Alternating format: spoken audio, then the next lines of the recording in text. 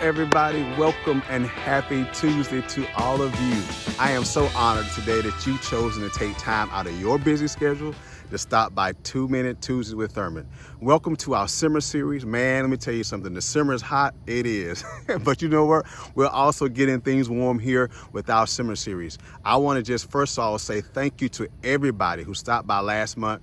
My dear brother Les Capers was my guest last month. And man, were we not blessed? Did we not have a great time with him teaching and talking to us? He encouraged all of us. He said, listen, if you felt like you moved away from God, if you've gotten away from his principles, he just simply said, you know what? God hasn't moved. You move back close to God. And you know what? We had a great time. So thank all of you, my 2 Minute Tuesday family, all of you guys for showing him such love, for sharing the video, and just by simply being empowered by what he said. It was awesome. I'm so glad. Hey, today I'm going to get right into this topic today. I'm talking about the word escape and how sometimes we get in traps. Now, I want to set this up by telling you a real life story. Now, y'all know me. Anytime I share on 2 Minute Tuesdays, I'm usually sharing about real things that happen to me and how I take those things and I correlate those things into things that I want to talk about. So this past week, I decided to call my cable internet phone service provider. Now, I'm not going to say who I'm with, okay? Don't want to get sued, okay? But I decided to call my provider because you know what? I was just really getting tired of paying such a high bill every month. My bill was just outlandish. And I was like, listen, it's not that the service is bad, but you know, I'm thinking I could take that money and I could divert it to some other locations in our finances. I said, you know what, I'm going to call and I'm going to downgrade my services. So the first thing I did was I logged on to my online account, right? I logged on to my account. So I'm looking through my account overview. I'm looking through the web page and nowhere do I see where I can actually downgrade my plan. Now, guess what? While I'm looking to downgrade or I'm looking to change my package, if you will, all of these banners are popping up. Do you want to upgrade? Upgrade in a minute. Upgrade real quick. So I'm thinking now, there's all these banners about upgrading, but there's no internet banners about downgrading or changing my current services. So I kept looking. And guess what, guys? To no avail. On my online account, I find nowhere or no way I was able to downgrade and to change my account settings. I said, okay, you know what? Forget it. I'll log off and I'll call the number. I know, right? Somebody's going like, Thurmond, I could have told you this was going to happen. So I call the number, call customer service, and as usual, today in America, when you call a customer service number, there is no live representative there. So, you know, you get the automated voice and the lady comes on, how can I help you? And in a few words, tell us what you need. So I'm thinking, okay, so I'm talking about, so I just simply say, change television package, right? Long story short, y'all, it took me 15 minutes to get past the automated service, okay? So finally, I'm being routed to talk to a live technician or a live rep.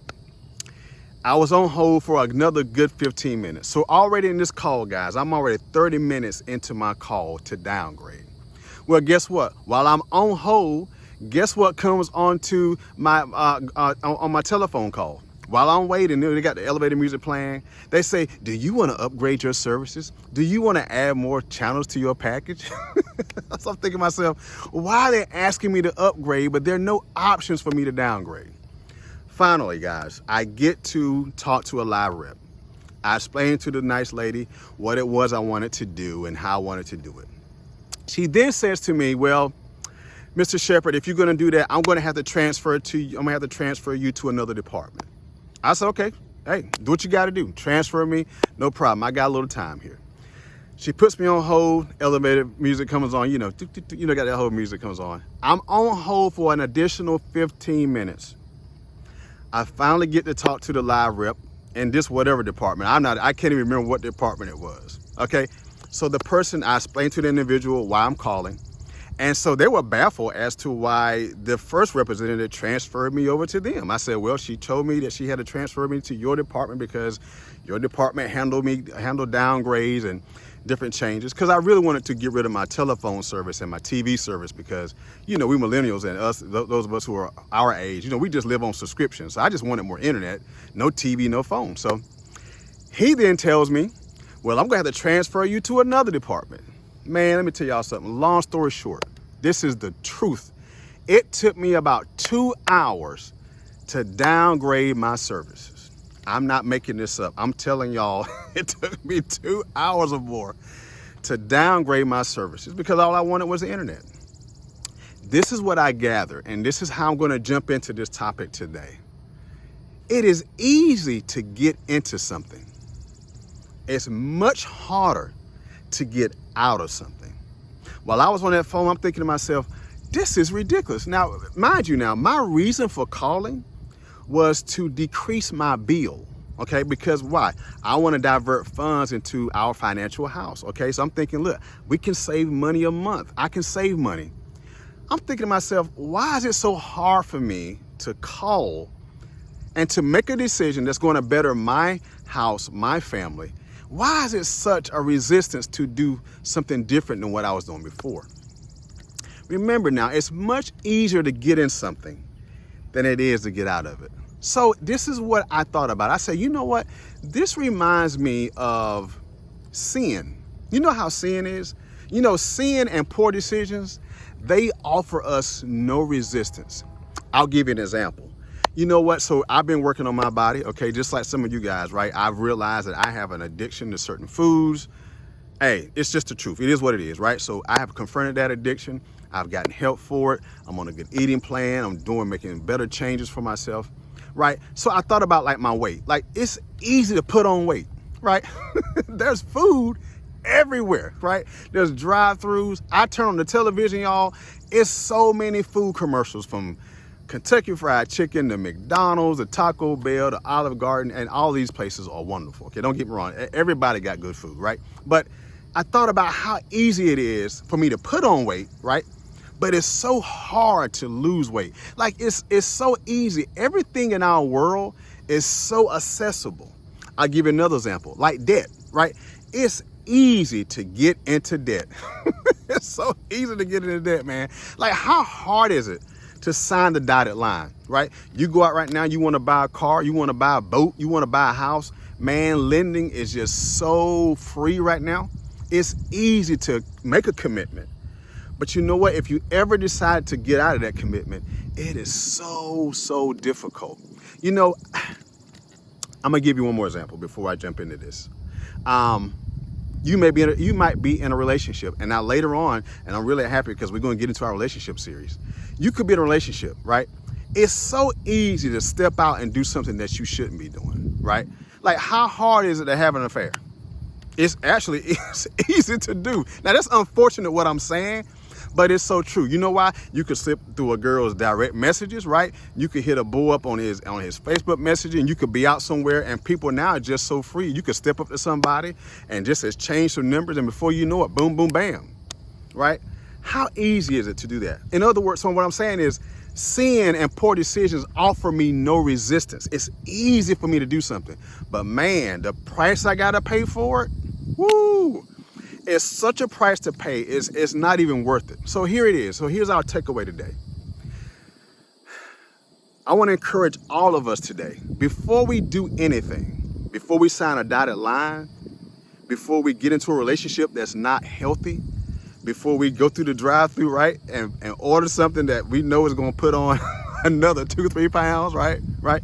Before we make any decisions right now in our lives, pause and stop.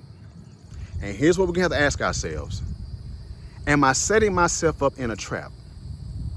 Right? Am I setting myself up in a debt trap? Am I setting myself up in a relationship trap? This is something else that really is troubling to our nation, and even for us in the body of Christ. And I'm a part of the body of Christ. And recently I read some statistics, and it was so troubling to me. But as a man, I can relate. I say, you know what? I get it. The percentage of male Christians who have either been exposed to pornography or are regular viewers, guys, from what this particular website said, it averages over 75 to 80%. I'm thinking to myself, wow, like that's crazy, right? But I'm a guy, so you know what? I get it. Like I'm not here to argue that argument at all. You know what? It's easy for me to click on a mouse while I'm at home and nobody's there, and I see a website that I know I shouldn't be going to, right? In other words, there's no resistance for me clicking my finger on the mouse, right? The mouse doesn't offer any resistance, right?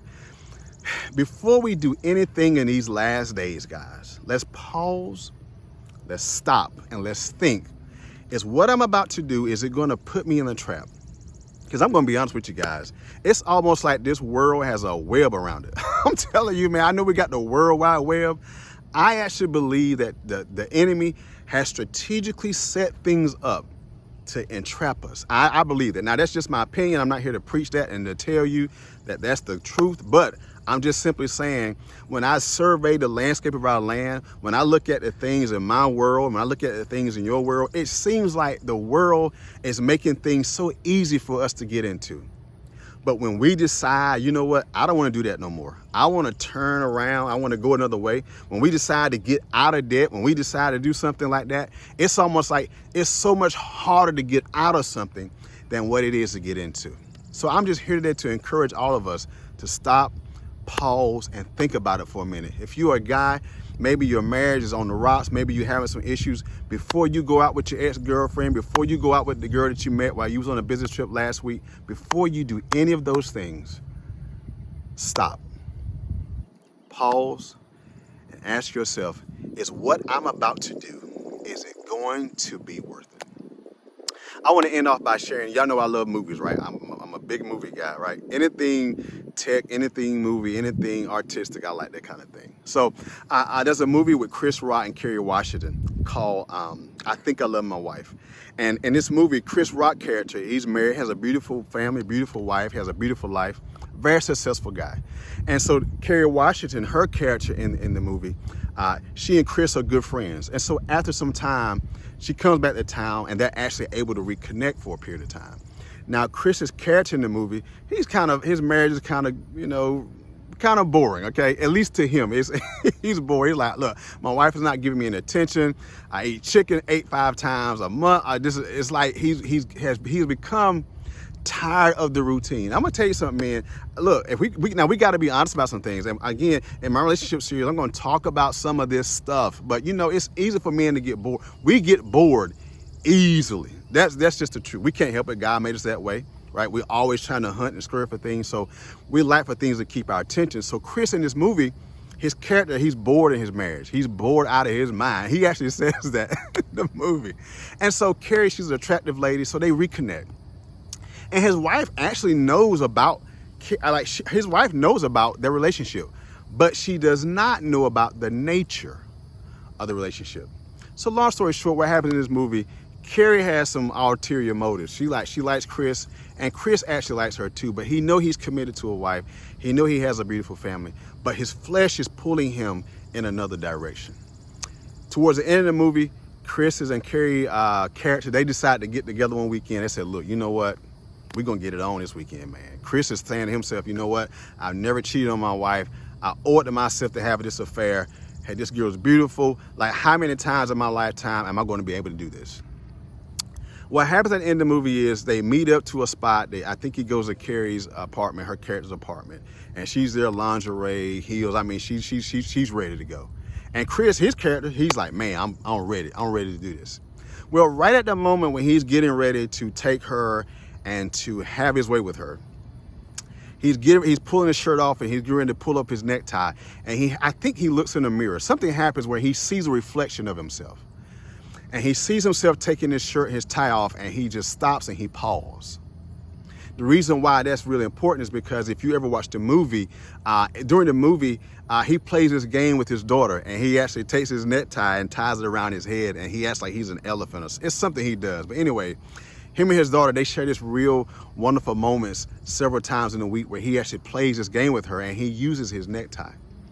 At that moment, right there with Carrie, he looks in the mirror, he's got this necktie about to take it over his head. And immediately in that moment, guys, Chris's Rock character begins to ponder about what he's about to do and what he has at home. And in that moment, in a real life moment, as all of us men have had, he had that moment where he said, you know what? I don't know if this is going to be worth it. Yes, I could have pleasure here for several minutes and it would probably be wonderful. But what is it going to cost me? And when he evaluated what it could cost him, his marriage, his family, his name, his reputation, all these things. Chris Rock character in that movie says, you know what? I got to pass. He gets up from the bed. Of course, Kerry Washington's character, she's upset. She's like, what are you doing? He's like, I can't do this. So in the movie, he quickly gets up, gets his coat, he runs home, right? He makes love to his wife, he hugs his children, because he had a moment of pause. And this is all I'm encouraging us today. Have a moment of pause and ask yourself, is what I'm about to do, is what I'm about to get into, is it worth it? Could I be setting myself up for a trap? Because I'm going to tell you something, man. I've been there in other situations, in all kinds of situations in my life. And I can tell you that if you ever get into a trap, it takes God to help you get out of that trap, man. I'm telling you right now, it takes the power of God, and it takes good people around you to say, look, you got to get out of this. This is not worth it. His character had a moment of pause. I'm just encouraging somebody today, along with me and you and anybody who's watching this summer series. Whenever temptation comes, I'm reminded of the old church hymnal. He says, yield not to temptation, for yielding to temptation is sinful. Don't yield. Fight for what you have. Fight for your family. Fight for your body. Fight for your finances. And don't yield to the temptation of sin, even though it's so easy to get into. Don't yield to the temptation of getting into more debt, even though it's so easy to get into. Fight with what you have and say, you know what? My life is worth so much more than these moments of sin or these moments of a poor decision. I'm not going to put my name on that dotted line, man, if it's going to cost me more to get out of it than what it's costing me to get into it. I'm Thurmond Shepherd. So glad you guys stopped by today, man. Hey, listen, I hope this reaches somebody, because it sure reached me. I'm talking to myself. By the way, whenever I talk, I'm talking to me too. So I'm not pointing no fingers at you. I'm talking to myself. I'm talking to all of us. Encouraging all of us today to make wise decisions. Stop, pause, think about the cost. Don't set yourself up in a trap. Don't do it. God always makes a way of escape for all of us. I love the scripture. It says that in every moment of temptation, God makes a way of escape. So glad you guys stopped by, man. Welcome to the summer series. Come by in about 2 more weeks. I told you I got special guests coming by all week, man. I'm not telling you who's coming by in 2 more weeks, but I'm telling you it's going to be awesome. Thank you guys for stopping by. You have a great and a safe summer, and I'll see you in 2 weeks.